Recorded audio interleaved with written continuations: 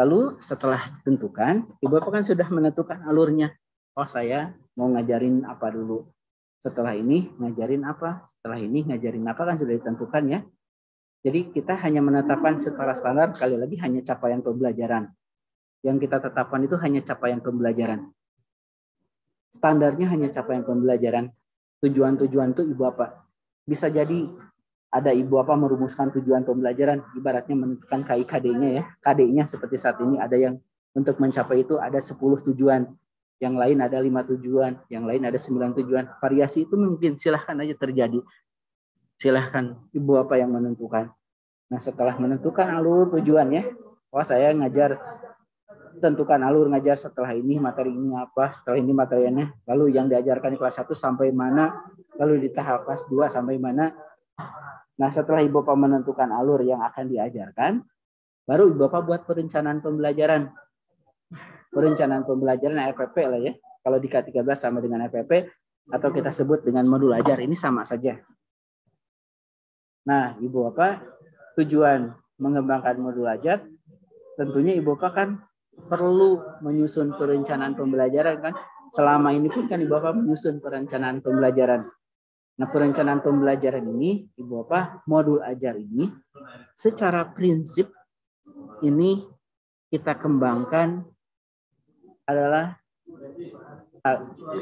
memuat 3 komponen ini. Jadi ini yang perlu kami sampaikan. Ini kan sama dengan RPP ya.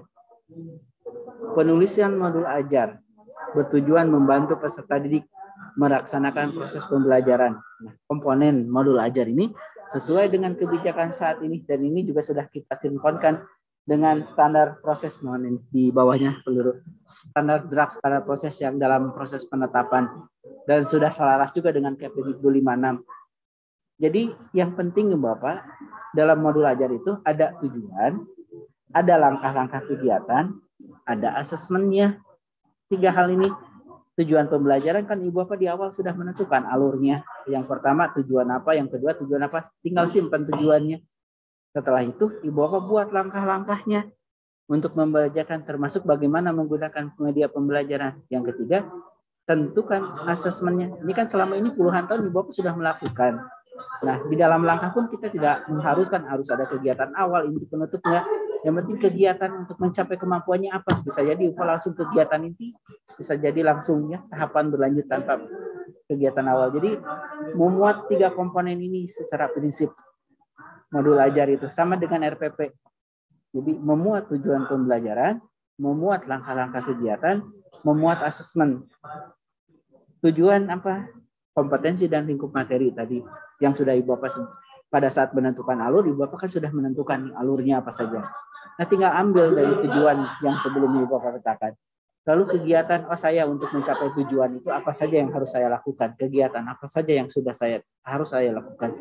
Kalau saya tentukan siswa menguasai bilangan sampai 10, langkah supaya anak bisa seperti itu apa saja? Misalkan, oh saya ingin siswa itu untuk mengenal angka itu, pertama hitung benda-benda di sekitarnya, dikelompokkan benda sekitarnya. Itu kan kegiatan-kegiatan. Termasuk penggunaan media. Nah, setelah itu tentukan penilaiannya untuk mencapai tujuan tersebut, bagaimana mengukurnya. Nah, untuk mengukur mengasesmennya juga itu diberikan fleksibilitas kepada Ibu Bapak. Kalau tujuannya misalkan, oh tujuannya mempraktekkan renang. Nah, saya cukup dengan langsung praktek juga. Tidak usah lagi mungkin dengan ada tulisan dengan lain-lain. Langsung saja cukup dengan praktek. Lalu misalkan tujuannya saya menjelaskan terkait dengan materi tertentu, ya udah cukup saya dengan lisan pun cukup. Ya udah cukup dengan lisan. Tidak perlu harus komplit seluruhnya pengetahuannya, keterampilannya dan sikapnya. Ini dalam asesmennya, lihat tujuannya apa, asesmennya sesuaikan. Jadi pengumuman untuk mengetahui belajar ini. Jadi tujuannya, asesmen itu mengecek tujuan. Nah, untuk pendidikan khusus memang untuk memperhatikan peserta didik. Jadi secara prinsip ini ya, alur itu menentukan. Alur tujuan pembelajaran itu menentukan tujuan-tujuan pembelajaran. Saya mau ngajarin apa dulu tahapannya. Ibaratnya kalau menentukan rute, kira-kira untuk mencapai tujuan tersebut, menuju tempat tertentu, rutenya lewat mana. Nah, itulah yang kita tetapkan. Tujuan-tujuannya mana, gimana alurnya. Itulah alur tujuan.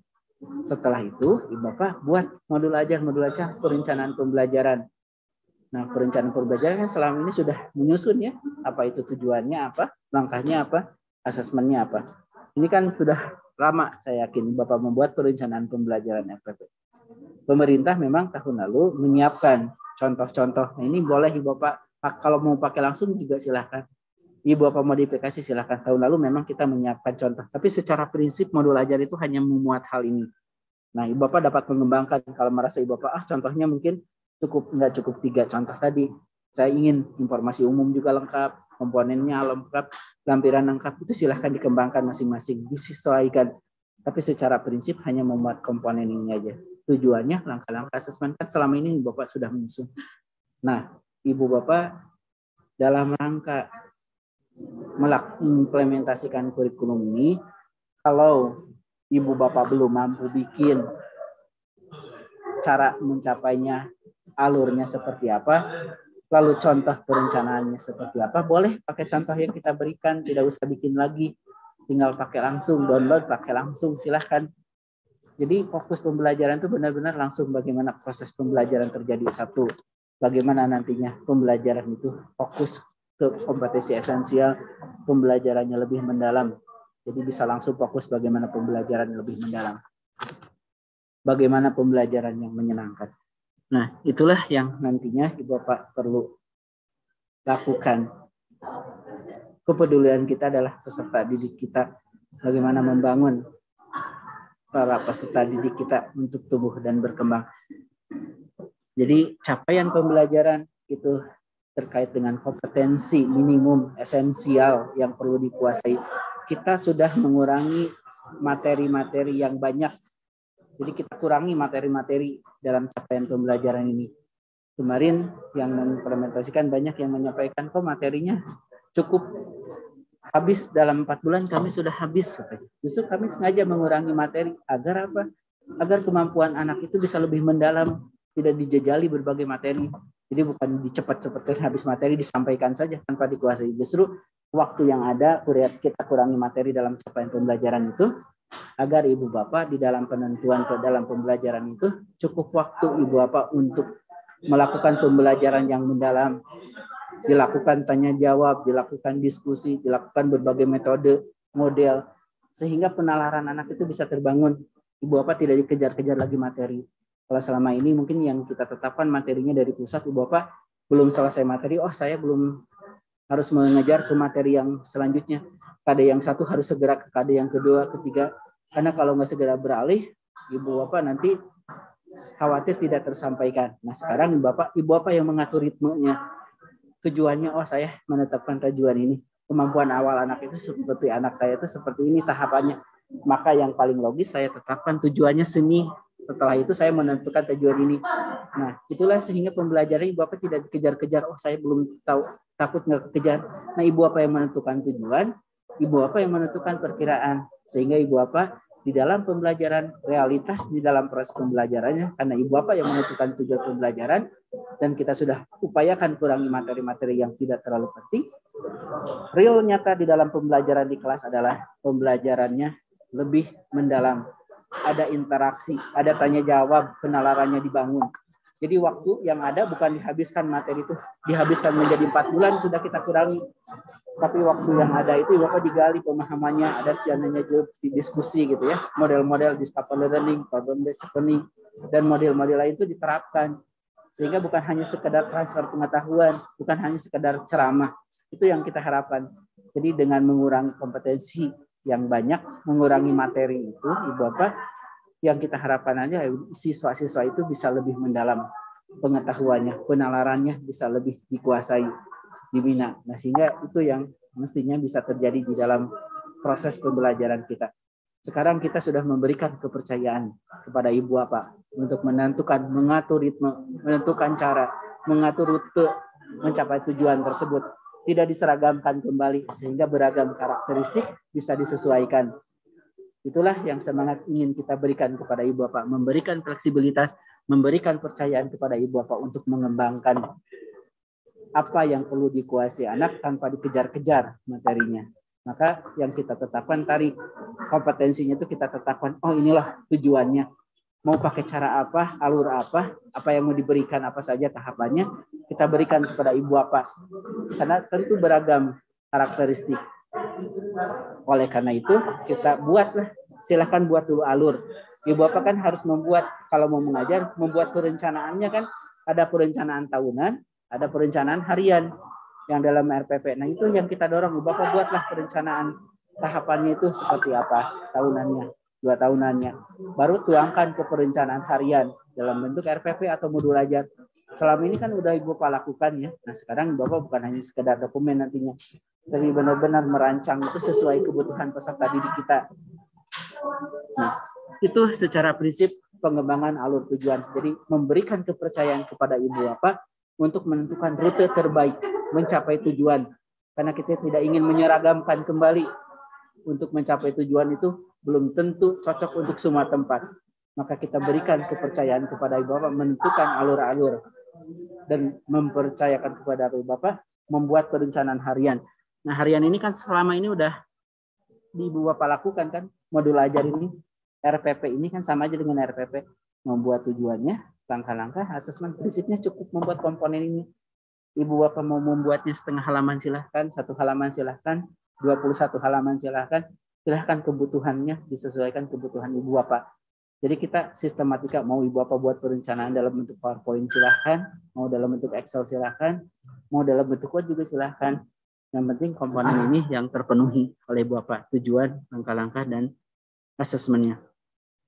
Nah, sekali lagi sebagai penutup, ibu bapak, bagi ibu bapak, secara prinsip kita memberikan kepercayaan penuh kepada ibu bapak untuk menentukan cara yang terbaik mencapai tujuan. Tidak kita seragamkan. Kita percayakan kepada ibu bapak. Secara prinsip kita menetapkan capaian pembelajaran itu, inilah kita tetapkan tujuan, cara mencapainya kita percayakan penuh kepada ibu bapak. Namun bagi ibu bapak yang masih kesulitan, jangan khawatir. Kita menyiapkan contoh, kita berikan bantuan. Kita tunjukkan bantuan itu memang untuk yang membutuhkan. Kalau ibu bapak yang sudah inovatif, kreatif, langsung bikin sendiri silahkan tanpa terganggu contoh. Sehingga sesuaikan kebutuhan tersebut.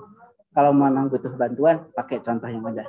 Kalau merasa ibu bapak ingin diberikan kewenangan fleksibilitas, langsung kembangkan. Kalau ibu bapak orang-orang kreatif, langsung kembangkan. Jadi kebutuhannya disesuaikan dengan kemampuan ibu bapak.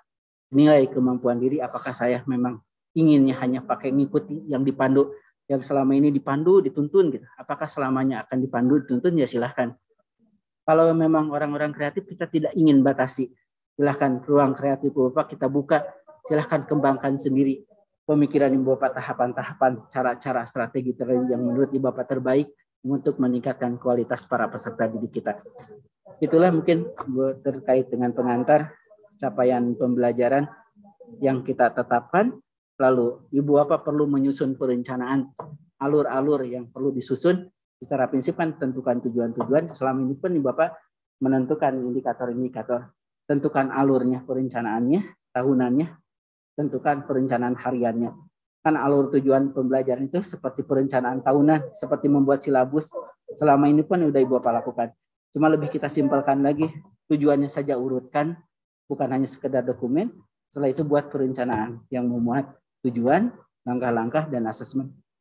Itulah yang ingin kita berikan kepercayaan penuh kepada Ibu Bapak, membuka ruang kreatif, membuka fleksibilitas bagi Ibu Bapak yang sudah kreatif, dan kita juga peran pemerintah akan tetap membantu Ibu Bapak yang masih mengalami kesulitan.